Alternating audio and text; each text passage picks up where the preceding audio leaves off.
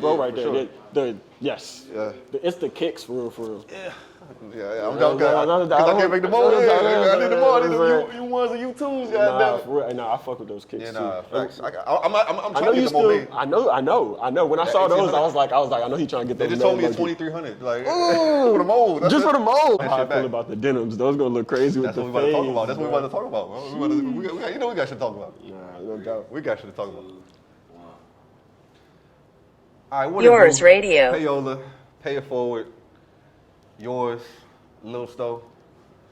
I'm here with, I don't even know how to describe this guy, but I think the term that's most used now is multi-hyphenate. This guy, you know, is a genius in his own right, you know, a prodigy, you know, somebody that I've known for many years, locked in with many years, worked with many years, argued with many years. Really just been through a really intense journey of life, just trying to find our way and understand what it actually takes. Yeah. You know what I mean? Just what it takes in general. You know what I mean? Real. I think just on a journey, and I think, you know, like a lot of the people that has been interviewed today, but, you know, just nobody that there's nobody that I would rather be on that journey alongside and adjacent to. My brother, you know, for sure. Ty, he might go as Care.Of. I am no one, but I'm on 10. You took my toes, I walk right in. Hold on. Tell me I'm cold, but I keep the heat. Keep it discreet, can't blow my spot, let you see where I be. No, I'm not cold, not apologizing. No, I can't fool, keep the pressure on me. But, you know, I just want him to introduce himself and just tell the people what you are, because I can't describe it so much. I can't describe it, you know what I'm saying? But just tell the people. I like my brother here, also multidisciplinary, you know what I'm saying, multi-hyphenated, have a lot of different hats, you know what I'm saying, and can be in many different places and represent many different people with absoluteness, you know what I'm saying, because he knows he represents the street culture. And honestly, I'm speaking on myself, but I'm speaking on you, but I'm speaking on myself like as a mirror. well. You know what I'm saying? Me and him, like, when we first saw each other, it was on there, like, I know who this guy is, you know what I'm saying, and, like, I understand who this guy is, and, like, it was kind of like, man, when Kobe saw Shaq saw Kobe, it's like, okay, I know what that beast is. Like, you know what I'm saying? I know what the beast is, even though it looked different. It's like, I know what this is. And, yeah, I appreciate the intro, bro. I appreciate the intro. But, like, honestly, we can't even put it, it's too much history to put it all in just a few words. But multidisciplinary, photographer, graphic designer. And now I'm focused on 3D design and industrial design. And you know, I think it's so necessary because, like I said, I've been seeing you put in so much work and really just put out so much art and passion into the universe. You know what I mean? I felt like there was nobody that I would have rather do an interview with in this way. I do want to start at how we met because I think it was just recognizing the brands that we were wearing. And it was like the only way you can actually know somebody is special is from wearing these specific brands. It was so specific. And I guess that's how we recognized each other. And I think it was I seeing you at, was it? It was off of 8th Street. Yeah. You had, I believe, A6 on, a Kappa something else, like a Kappa collab something, and then it was one more Japanese piece that I was like, nah, like, you don't know or even have a reference of those. Like, you can't be in that space unless you know. Right. And so it was a signature. It was like, I saw bro fit, and I was just like, oh yeah, I know who you are. And I think I might have said that, but like literally almost verbatim, I was like, yo, bro, like, I know who, like, what's up? Like, you gotta know to have those. So that first outfit, it was just like, it's streetwear. It's streetwear. It's like when you see someone with the Geodomes on, or you see somebody with some Nike boots, you know already, like, if he not a UPS man or something like that, he just cracking those just straight for the day. Like, if he just cracking those straight for the day, bro, like, those might be your people's, may or may not be. More than likely they are, you know what I'm saying? Because either your cousin or somebody then cracked them, and now you look up to those and know what they mean. So it was that energy. And for every brand, there's like a version where like generic people wear, and there's like a version of collab with a brand that only the special people wear. Right. So you were like that type of person as well, where it's like you wouldn't just wear like a normal North Face, It would be like a special collab type version of anything that you was wearing. It would be something that it would not easily found, if it even made anymore. Right. And I think that was like one of the things I was like, all right, well, we got to do something. And I think we kind of reached out. We had mutual friends, of course. Of course, yeah. You know, whether it be Storm and them, and you know, R.I.P. Bird. R.I.P. Bird. R.I.P. Bird. We'll take we'll pause for that. We'll let that breathe. RP our boy. But people like that kind of like not only brought us together, but I think in terms of when life was moving, always like kept us together. Those were the houses that we would go through that we would like congregate at. That was our community. Exactly. When there was music, when I was doing yours radio, when you would like it would be a hub when you were either making beats or even rapping or crooning. Like we would be at Storm's house and all that. So I want to talk about that. But right before we get into that, I want to talk about how you got to that point. Right. What made you so interested in being an out leader? The first way I discovered you was like I said, fashion. I acknowledge your fashion. So what made you an out leader in fashion? What about your upbringing kind of got you in that vein, in that lane? I'm gonna say this up front. And I just have to put this out there. Even piggybacking on the thing that's like, he would have something different, right? That sense and that taste, that sensibility, and like even where like, where do you get that style from, bro? Like, where did you find yourself doing this first? It was in a thrift store. It was in playgrounds like that. It was with my mom, you know what I'm saying? It was with my cousin. Take me to Goodwill. I still go to Goodwill to this day. That's like my favorite place to shop. I might have got these off the thrift. Matter of fact, this damn near the whole fit except for the shoes is from the thrift besides the hat. So it was really one of those things where I would like, it's never been where I shopped. It's always been like what I saw and how I saw it. You know what I mean? Right. And what made me an outlier, I think, was that vision initially, is that like I would go to the random wax store and fuck with it so hard, find this one piece, and then go crack it that same night.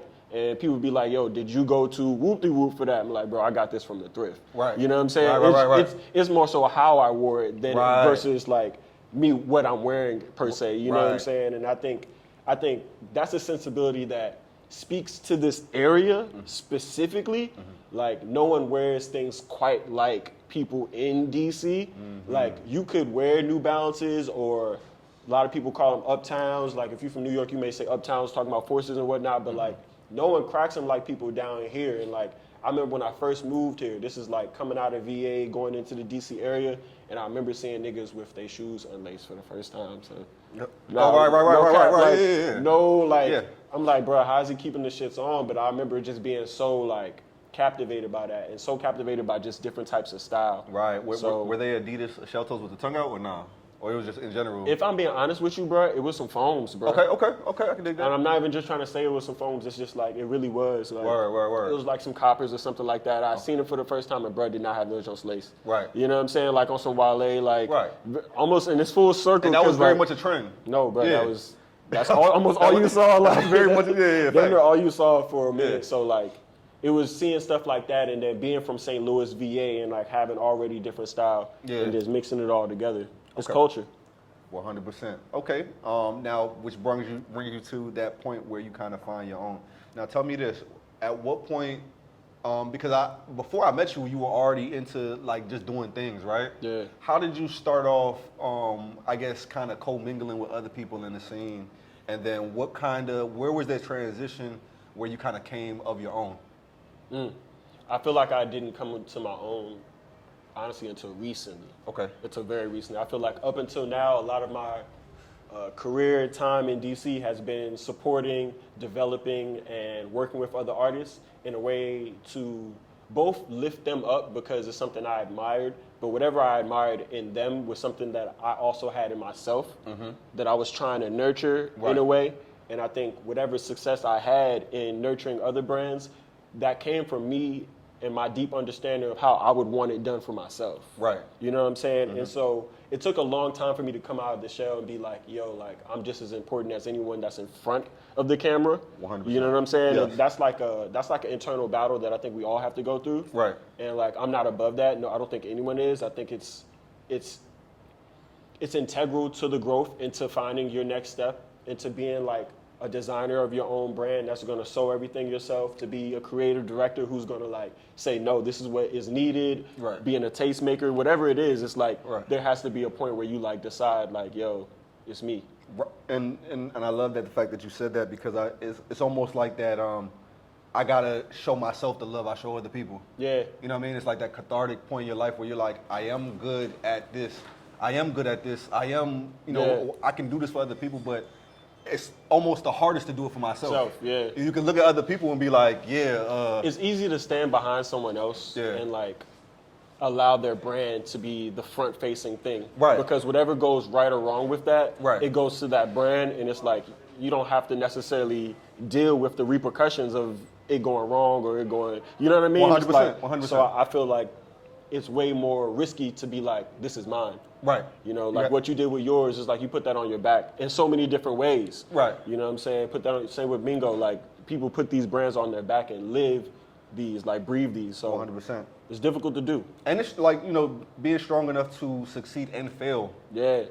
Is It's like showing a up in wicked balance. both, yeah. Because some people are only strong enough to succeed. They just want to succeed. They're not strong enough to fail. Yeah. And that is the part that you That's have the to part you need understand more. that it's inevitable. Yeah, you need that more. You need that more. 100%. Like, you gotta fail more. You know what I'm saying? I won't lie, I have troubles with that. Right. You know what I'm saying? Yeah. Being honest, I have troubles with that, but it's nothing better than failing and then realizing, oh, this isn't even that It bad. doesn't mean nothing. Yeah. This is not that bad. And don't- that's the point where it's like growth happens. There you go. There you go. Okay. All right. Now, you said you supported a lot of people in the past, right? Do you mind naming a few people, a couple movements you were a part of, or anything, a couple projects that you worked on before you came into your own? Yeah, for sure.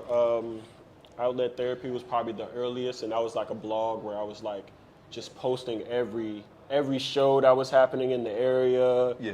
And I was also, me and Kevin were both shooting a lot of these shows on film and like putting them there, posting people's songs, music, doing music reviews, album reviews and stuff like that. That was the very first thing. That was fresh out of high school, like 2013. Okay.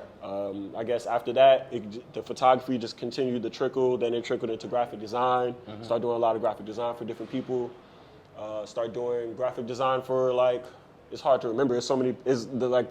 I guess it starts with River is Wild, honestly, which is crazy because he's They're like, in here. they're in here, yeah. Yep. So River is Wild for sure.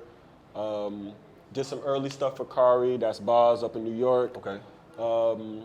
Maybe modeling, a lot of random ass modeling and stuff like that. Streetwear brands, Durkle, Gravity. I mean, honestly, it's been a few, but all these people are homies. Really, Right. it's more so homies. We've collabed on stuff, 100%. like modeled for bro and his brand. 100%.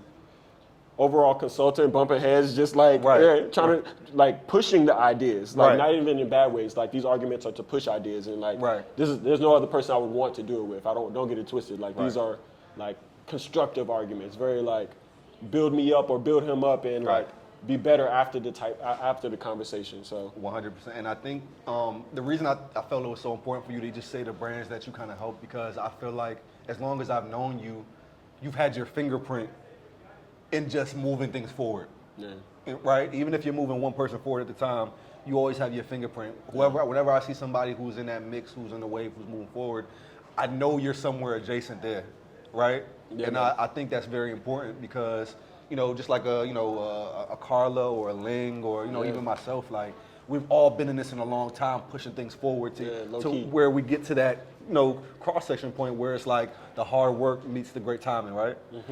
So I think that's important for people to know that, like, as long as, there's been this movement in the past, like, let's just say 7 to 10 years, you've been very much so a part of that.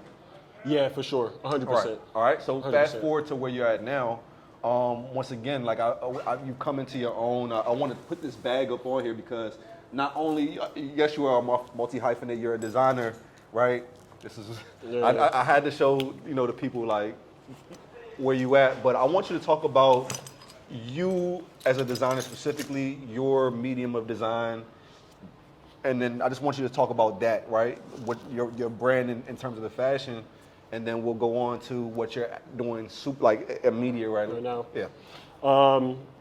Before I get to this though, It started with Atmos. It started with, again, doing some consultation work and representation work. And at that time, I wanted to support Omari Wilson, who also has a brand called Care.Of. Okay. And he's also awesome, another native here. Yeah. Is stuff in the store? I don't know if it's in here. Care.Of. I've been saying it gotta be. Yeah, Care.Of is in here. So Care.Of is in here. where? Am I tripping? Uh, Right here. No, yeah. this right here? With the Fortunes. That's him. Okay. I should have known just Okay. by the Fortunes, because I that's can been a dig big that. thing, a part of his brand anyway. But it started out with me doing a collaboration with Care.Of, Omari specifically for Atmos and Ubik. Yeah. At the time, Ubik Right, turned right, into right. Atmos. 100%. And that was our Black History Month T-shirt. I would say that moment was the moment where I felt like extreme confidence. Right. As a designer, I probably made hundreds of T-shirts for people before. Right. But that one I had made, now that they're closed and everything, I made like 5 bands off of them, bro. Like off of an idea, like of course, I came up with the idea. It was Omari's painting on the back. Right. So it was a true collaboration, Right. but like, I don't think by himself, he was like, he hadn't even seen himself that way. Right. Like I just saw him that way, and I was like, bro, this is worth us attacking this way and being very, very proud that we're attacking it this way. Right. And it did really well. And I think that from that moment on, I was like, I had seen my peers do it, but like it really instilled in me that like it's time for me to take a jump and make my own thing 100%. and believe in something in myself. And for me, that was a product is only as useful as its user. Hey, Ling, you going? No, I'll be right back. All right, you next. I talked about too. Yeah. But yeah, it was a product is only as useful as its user. And at that time, I had just came out with carpenter pencils. You know, that was the very first thing. And the idea behind that was to create something that we use to make the blueprint for something else. And so like when you are making a house, the first thing you don't do when you're making a blueprint is grab an ink pen. First thing you do is grab a pencil. Or when you're making a measurement or a cut, you grab a pencil, specifically a carpenter pencils because it's a little more, it has more dexterity. It's a little Right. bit stronger for building things. But after that, we had gotten to the point where I wanted to make my first bag.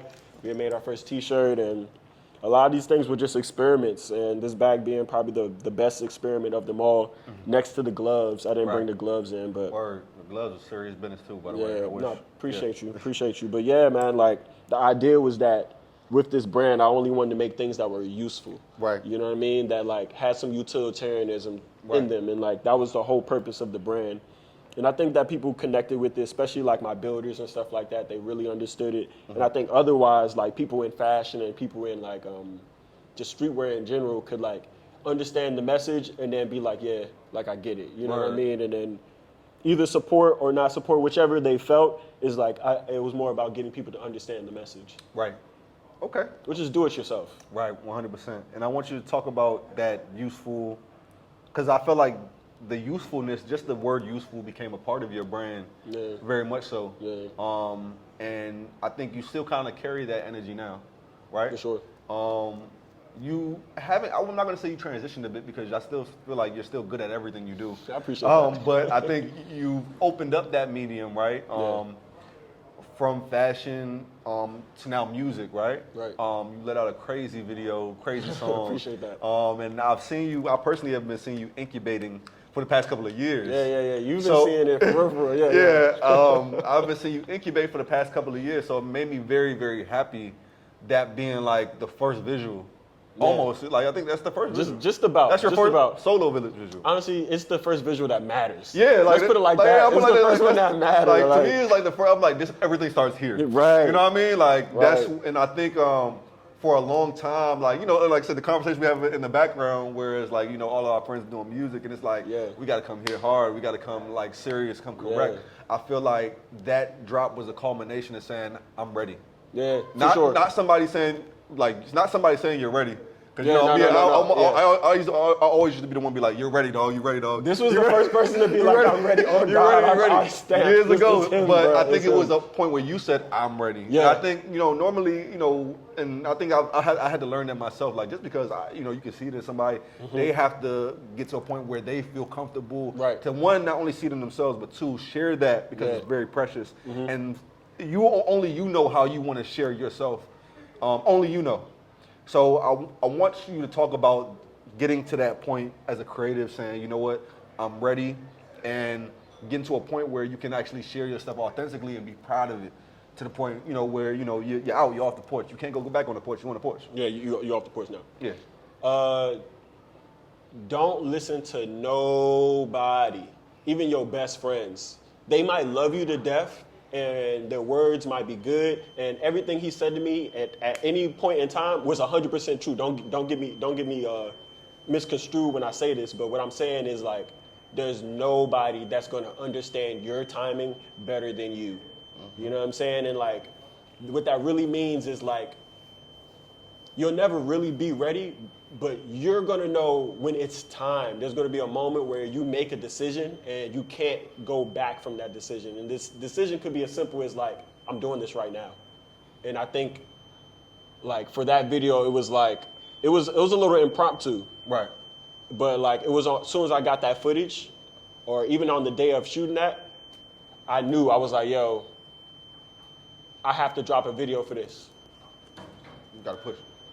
And I was like, I gotta drop a video for this. And on recording that day, recording this video, I was like, this is the song. Right. Like, I have to introduce myself with this, and people Right. have to feel this. Yes. I want them to feel this. So it's gonna be a moment where you have a feeling that you have to share, or you get sick of something. It's gonna be one or the other. Right. You're either gonna get sick of not sharing, or you're gonna finally be like, yo, it's time to actually put this out. Like, 100%. it's no other better time. 100%.